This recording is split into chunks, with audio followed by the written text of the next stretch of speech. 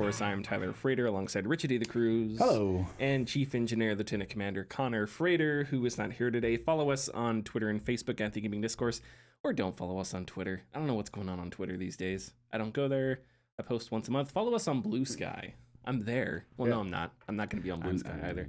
We have 2 posts. Yeah.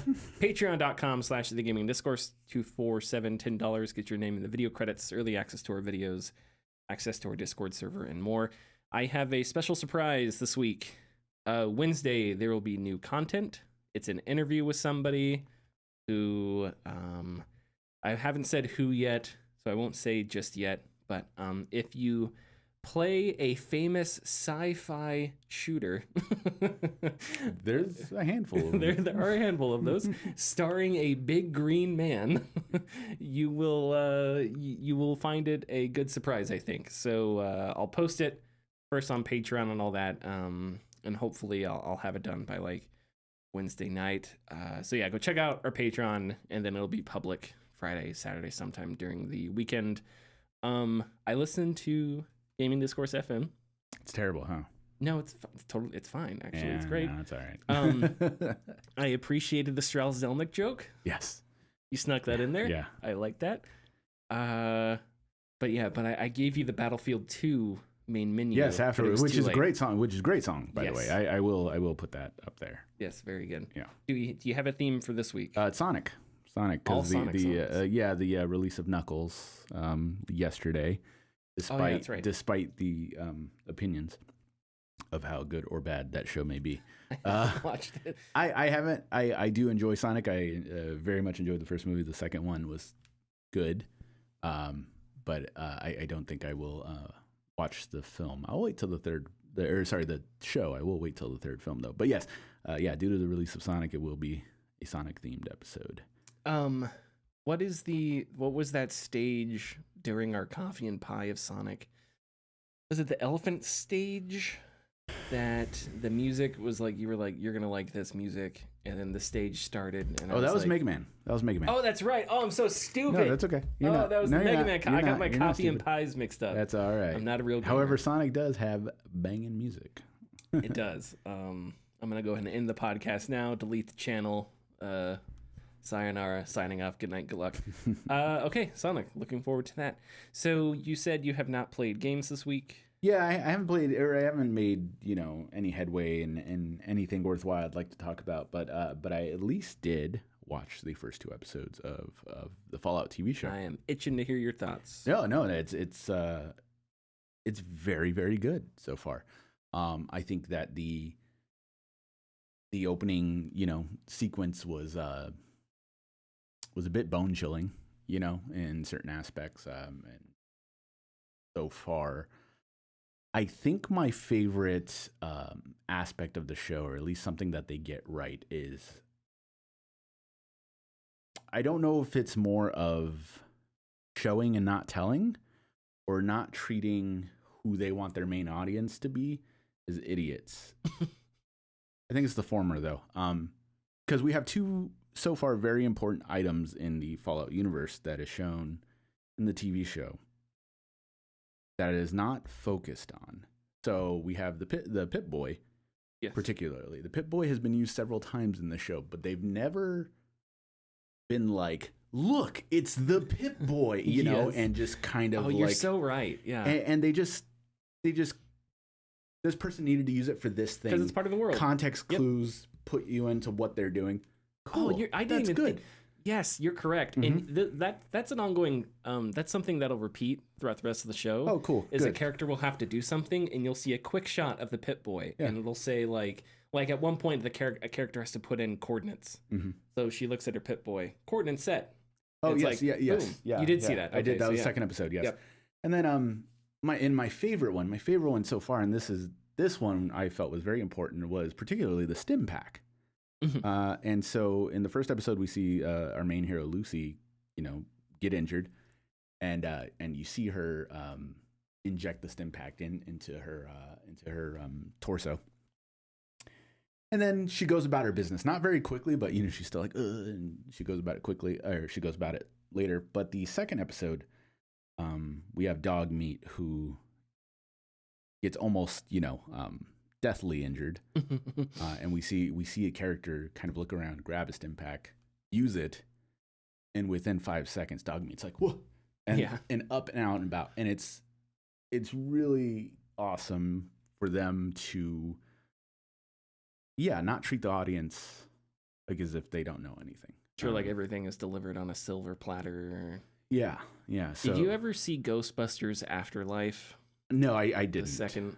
Yeah. So I saw it, and one of the things that sort of bothered me about that was how, because with like IPs like this, you can get into constant member berries, and of course, and it's, I don't like it. I think it's patronizing. I think it's like empty nostalgia, nothings. But I'm so glad you brought that up, because that's an angle to the show that I hadn't thought of yet. Yeah. There are definitely Easter eggs and callbacks and things like that. Yeah, sure. But it's not like, I don't know, it doesn't treat everything as if you're like a fan discovering it again, I guess, if that makes sense. There's not constant like, remember this? Yes. You know what this is. Yeah. You know what this is. They do. I mean, they do have. I think they keep it in the middle. They keep it obvious enough for new watchers or new entries into the series to understand what it is, and then enough for us to be like, oh, that's what it. Because when they use the stim pack, there is a slight pause on the item itself. So kind of, that is what a stim pack looks like. So I think that's really, really a strong like takeaway I had. Another strong like aspect of it is the knights, the Brotherhood, which I don't recall, and man, I haven't played Fallout in forever, but I don't remember them being so based around, medieval European like actual like knights and stuff. I know they're called the Knights of the Brotherhood, because they use sort of the same, but like squires, knights, etc. I don't remember it being that like hard when it came to the references in the games. But I've only played 3 and onwards. I never played the first 2, which coworker today told me the first 2 is also very much like a little hard on that. But I did like to see. I did enjoy watching the insight of the Brotherhood aspect of everything, because that's not what we get in the games. We're always a vault dweller in the game, right? Walton Goggins. So I'm trying to tell me. Choose scenery. I'm trying to think if you have seen the 2 lines of his that I have wanted you to see. I don't think so. He's had a lot though. Like he's so good. Yeah. When he's I'd offer you a tomato, but that's so got a hole in your neck. That's so good. And then minor spoilers. So he grabs cherry tomatoes. He's eating them. Yeah. It's the greatest scene. This is the greatest thing humanity has ever made. Walton Goggins as a ghoul. He's got this sick, zombie cowboy thing going. Yeah. He's got a palm full of bottle caps. Yeah. Tosses them in the air and goes, "That's for the tomatoes." Yeah. I don't know what to say. I want that playing on a loop on like picture frames. People are going to use that as a reaction GIF now. To just like, yes. His choose the scenery. He's wonderful. He hasn't been in for very long. I assume he's not going to be in as long as Lucy and I forgot the other Max. character's name, Max, and which Max is great too so far. I think he's a great character. That kind of naivety of what he thinks a knight is, or what he wants to be as someone in the Brotherhood. But yeah, Walton Goggins' ghoul character is really awesome. I'm curious as to where the plot is going so far, and I did also enjoyed the scientist's background as well. I thought it was a very cool montage of what he did. The sets are really good. I actually was very impressed by it, because I remember watching the trailer before the show came out, and I was worried about how clean everything looked. But I forgot the city that they're in. That looked awesome. The dilapidated houses look awesome. The skeletons, the cars, the little village outside of the town that's like like a junkyard. Cars, junkyard stacked on top of it. Is really, really awesome. I'm very excited to get into the rest of it, but very strong impressions from at least the first 2 episodes of Fallout. So so I liked it quite a lot. That scene where Max gets in the what's that Brotherhood? The lander. Is that a vertibird? Vertibird, yes. Vertibird. I just thought that was so sick. Yeah. To him to get in for the things to spin up.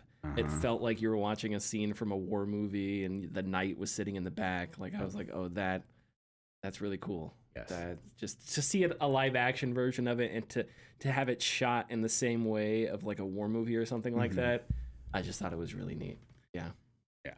It was really cool. It was very much good. I started playing Fallout 4 again when the PS5 version came out finally, and I started playing Fallout, and how Max gets into the armor, shot for shot, exactly the same in Fallout 4 when he's like, you climb into it, and it's very, very good. Oh, Yao Guai looked great too, like from a CG standpoint. Yes. I will say this: I was excited for that. Yeah. It ends pretty quickly, and I was like, "Oh, damn it!" Yeah. Like I was hoping for like something terrifying. I thought it was going to be like a battle of some sort. Yeah. But yeah. Yeah. I'm sure battles with wasteland monsters are coming soon. Okay. Any other thoughts? No. Is it? So I have been playing more Rise of the Ronin. It continues to be really good. There's not a whole lot. I say it. There's not a whole lot more I can say about it, and then it's like, but I'm going to say an hour's worth of stuff. But I don't. I think it's a really unique game in a lot of ways because its open world is a sort of a splice between Assassin's Creed and Elden Ring, which I think it works really well. I've cranked it up to the highest difficulty, so it does a lot of things. Like combat is really hard, but you have a lot of health items. You get these like, I don't know, little health candies that you eat. Okay. Gives your health back, and you have a lot of them. And every time you touch a banner, or every time you respawn with full assortment of them. So combat's really difficult, but you have a lot of health, so it kind of makes it where it balances out. And yeah, like when you're traversing the open world, there are little mini like encounters that'll happen. If you die during those encounters, you only get one shot. The encounter's gone, so you have to find another one. But then if there are groups of enemies that you can take out to like free up a village, and there will be like shopkeepers and stuff like that that'll spawn. If you die, you'll have to go back and attack them again. But depending on who you kill, there may be like 10 enemies. If you get 5 of them and die, there may only be 5 when you return. So they do an interesting job balancing like the Souls-like difficulty of it with sort of more of a action open world game. The story continues to... The story is delivered kind of in a strange way. It's kind of... I think it could be organized a bit better. But it is really interesting because what you have is you have all these people trying to decide what is best for Japan, and like who's in the right. How far do you go to protect a nation? What actions are you willing to take? And it's really difficult to pick a side because there aren't any evil characters. There aren't any characters that are like cartoonishly bad. A lot of the characters you see do things that are obviously good and do things that are obviously bad. So it's an incredibly gray situation.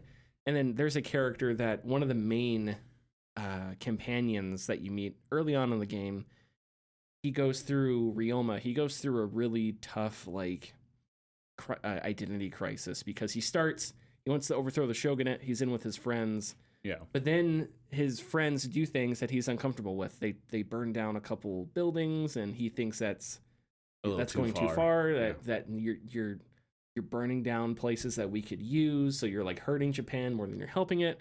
So minor spoiler, he decides not to side with the shogunate, but he meets a guy within the shogunate who wants to, I guess, essentially change it from within.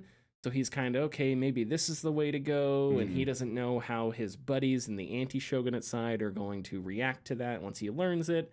So there's all these different characters with interesting points of view. There's little side quests that you'll go on where a character will tell you, we're gonna attack pro-shogunate forces over here, and you get there and it turns out to not be that. It's like more of a humanitarian thing that's going on. And so I keep going back and forth because you have to pick a side eventually. And I'm being a coward, and I'm like, I'll play both sides, so I'm always on top. Yeah. But you have to pick a side eventually. And then there's characters that it's not that they're pro or anti shogunate. They're just sort of like, there's a character Ine, I think, who is a doctor, and she's treating cholera patients. And one of the remedies that she learns is from a Western doctor. So she doesn't really care so much about the ongoing like cold civil war as much as I want to take care of these patients. We have to cure these patients of cholera. I know this doctor who's from the West who's got these, so I'm going to go do this so I can take care. All she wants to do is take care of the patients. Yeah. And if that means she has to use, there's a quest where you find like a Western book, you steal it from somewhere. She doesn't care because all her thing is helping these patients. Results. Results. But there are people on the anti-shogunate side that they don't want that because they find any Western intervention into the culture or into their land to be an assault or an invasion, right? So it's like, I think that's an interesting piece of storytelling. But it is a little weird because you can do missions where you will fight, like the boss fight at the end of a mission will be an anti-shogunate guy who you've already met, and then you fight them, they run away, and then later on you meet them again, and it's like nothing happened. And I think it's because I'm not even sure why. I think the game is just is kind of having trouble juggling all these different plot threads. It wants you to be able to do all the side quests, but I don't think it wants to lock out things. Okay. Which would be, I think, required if you really wanted players to like have narrative consistency or characters to be super duper realistic. But so yeah, enjoying it, playing it more. No idea when I'll finish it. I also started Tales of Kenzera, which I'm not sure if you heard about. Oh yeah, yes I did, and I completely forgot that was on Extra. PlayStation Extra. PlayStation Extra, yep. Right. So Tales of Kenzera is a Metroidvania. We saw it at the Game Awards, I think. Yes. It's based on Bantu mythology, which I guess is like Central and Southern Africa. It's not like a definitive thing as far as I know. It's sort of like a mass group of people that have like cultural similarities, I guess. But it's a story about grief, and it's very upfront about that. One of the main characters loses their father, and that's what the entire story is about. So you play as a guy, what's the Zhao, I think is his name, Zhao. Yeah. And you are on a quest to, I think, bring your father back to life, and you meet I guess it would be a god, and this god gives you like, okay, well, if you want me to do that, you're going to have to do these 3 things. So that's your quest. You have to go do these things. It kind of reminds me of Hades in a way. The dialogue is delivered in the same way where you have like 2 portraits side by side, and they have like reactions drawn on them and stuff when they meet different characters. I have not played it a ton. I don't play a ton of Metroidvania side scrollers. I know that's your thing. So I can't I don't know if it's clearly, you don't have a barometer of what's good, what's bad. Well, and I mean, how it should be. The combat feels good. The movement feels good. I just don't know if it's standard or if it's pretty unique or whatever. There's little challenge sections that are kind of neat because you'll there's lots of platforming, and there's a part where there's areas where there's water rushing, and if you land in the water you don't slide, but it pushes you pretty quick. Okay. And there's like spikes at the end of it, so you kind of have to jump over the spikes, or you have an ability where you can freeze water. So you can freeze the water, and then you can run, and it makes it easier to avoid obstacles and stuff like that. So then there's like waterfalls, for instance. You can freeze a waterfall, and then you can do the wall jump off of it. Oh, great, yeah. And to get through the waterfall, if there's something on the other side, you have a dash move, so you can dash through the waterfall. So there's a bunch of different stuff like that where you'll go through a platforming puzzle, and it's like you have to jump, freeze the waterfall, jump off the waterfall, and do a bunch of things really quickly. And it is fun. It can be very difficult. Early on, there's one of them, like first lead up to the first boss fight, you go up an elevator, and the elevator stops every now and then, and each stop it throws a ton of enemies at you, and it's not easy.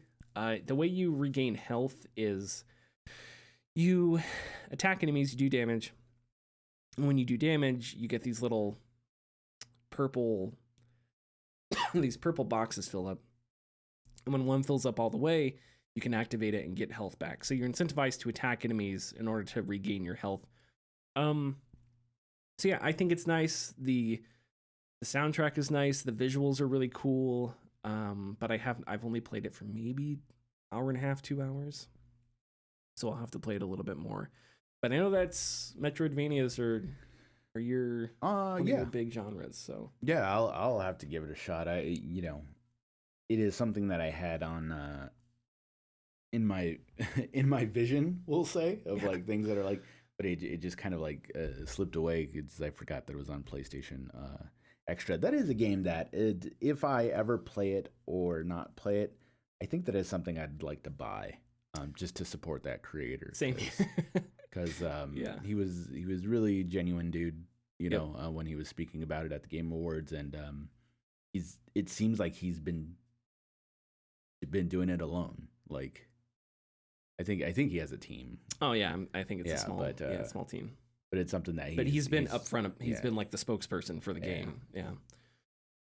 I was gonna say, there's a bunch of Metroidvanias that I want to play. I want to play Moonscars. Is that the name? Moonscars is cool. That one's cool. I want to play it so bad. I want to play Hollow Knight. I mean, if Blasphemous would be good because it's just Blasphemous is another one. There's so many that I want to play, but I never remember that they're a thing. Yeah. Blasphemous is a real gnarly deconstruction of Catholicism. So really, that's interesting. It's pretty dope. Is that the one that's Souls-like? It's kind of it's good. I know there's a few of them that are Souls-likes, and that was something we talked the other day.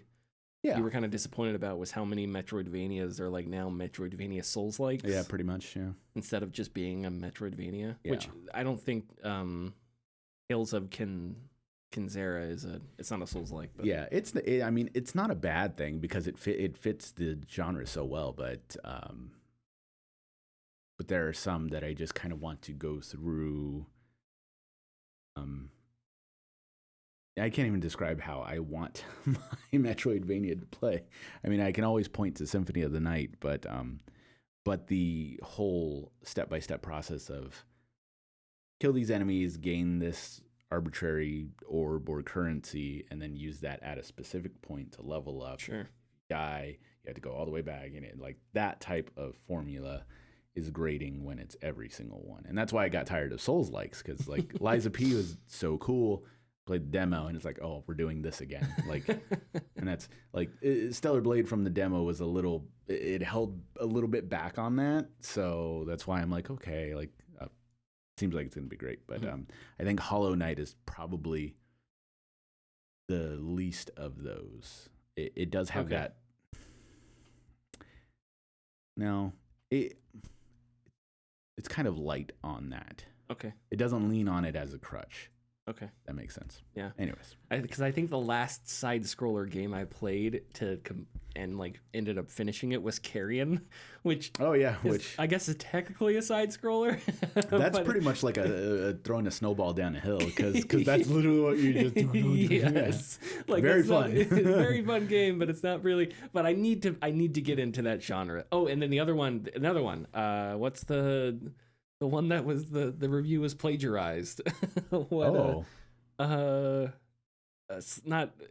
the roguelike, and the review, the IGN guy at IGN plagiarized. What is this game called? It just had a Castlevania Dead Cells. Dead Cells, yeah. Dead Cells is really good. That Dead Cells is one that I have played a little bit of. Dead Cells is really good. But I wasn't in the mood for a roguelike at the time, so I was like, it makes sense. Maybe another day. Okay, are you ready to move on to the news? Then? We are good. All right, here we go. Thanks for listening. If you like our content, please consider subscribing or leaving a like and comment. You can find us at patreon.com/thegamingdiscourse. And our tiers are $2, $4, $7, and $10 and include getting your name in the video credits, early access, and access to our Discord server. Once again, not a bad game, but it's just, I don't think I can do this right now, and I need to give this another shot down the line when I'm ready. I asked Richard if he dropped Dragon's Dogma 2, and it's like a bad habit. Like a bad habit. Like a bad habit. That's too bad. Okay, well, if you get back into it, I would love to hear more thoughts. Yeah. Okay, everything. There's a bunch of stuff going on Embracer. We didn't talk last week about the Embracer split up. So we're gonna go through a bunch of stuff here, and then Lars Vingefors, which I think I did my best to pronounce that. I looked up a pronunciation. I don't know if I'm like over pronouncing that or not. But anyway, Lars Vingefors had an interview with GamesIndustry.biz, and we'll talk about that too. So a little bit of background. Last week, Embracer announced it was splitting into 3 separate entities: Asmodee Group, Coffee Stain and Friends, and Middle Earth and Friends.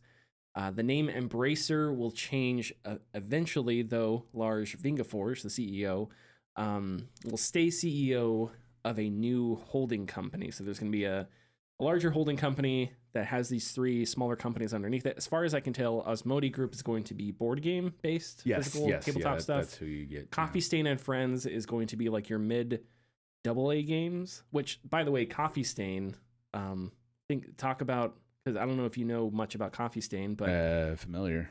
They made it's a famous Source mod game, I think. And it's the tower defense game was their first big hit.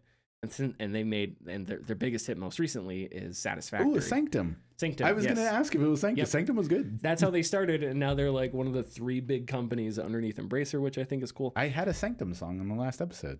Oh, you did? I did, You did, yeah. And that's why I was like, Coffee Stain Studio. Yeah, okay. I didn't think about that. And then Middle Earth and Friends is going to be the AAA stuff. But those aren't the names that they're going to stay with. Eventually, those names will change as well. So, in an interview with GameIndustry.biz's James Batchelor, Vingefors said, quote, "We had a number of years where the cost of capital was really cheap, and the willingness from investors to invest into growth via mergers and acquisitions was endless. We also had a gaming market booming, especially during COVID, and we had a much more solid geopolitical situation, for example, in Russia. All those factors have changed a lot. It's a changed gaming market, a changed appetite from consumers.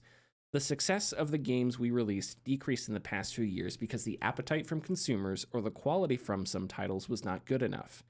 At the end of the day, no matter the financial market, the products we create need to find the consumer, and they need to be willing to pay for it. And they have a lot of different choices. It's a mixture of that and obviously the cost of capital, which has become much more expensive." End quote. Okay, so a lot there. I'll take your thoughts first. Go ahead. I think that I see the same sentiment in not just the gaming industry, but media as well, mostly movies.